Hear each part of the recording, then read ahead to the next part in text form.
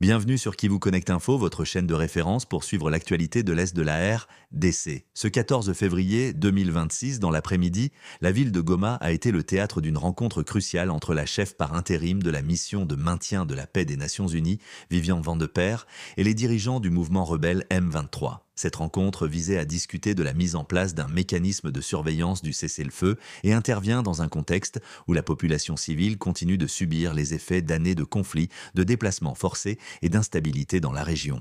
La visite de Vandeperre à Goma constitue une étape déterminante dans les efforts internationaux pour stabiliser l'Est de la RDC. Depuis la prise de Goma par le M23 en janvier 2025 et celle de Bukavu le mois suivant, la situation sécuritaire reste extrêmement fragile. Les affrontements récents, notamment autour de Minembwe et dans d'autres zones du sud Kivu, témoignent de la persistance des tensions et du besoin urgent de mécanismes de paix fiables et efficaces.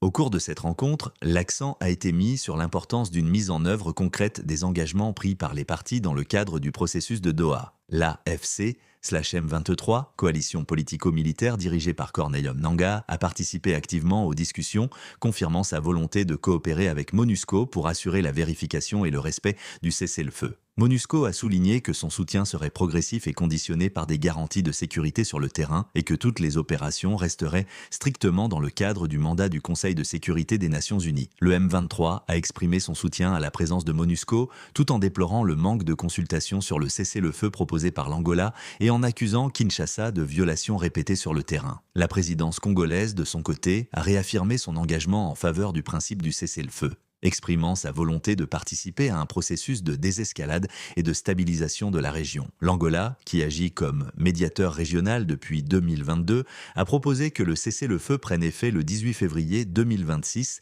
sous réserve d'une acceptation publique par les parties. La coopération entre MONUSCO, le gouvernement congolais et le M23 est essentielle pour transformer ces engagements en actions concrètes sur le terrain et créer un climat de confiance propice à la paix durable. Les équipes humanitaires continuent de fournir assistance et protection aux populations déplacées, tandis que les patrouilles conjointes et les mécanismes de vérification cherchent à limiter les risques de nouvelles violences. Cette rencontre du 14 février illustre également la complexité des efforts de médiation dans l'est de la RDC, où les groupes armés comme les ADF continuent de menacer la sécurité des civils et de compliquer la mise en œuvre d'un cessez-le-feu effectif.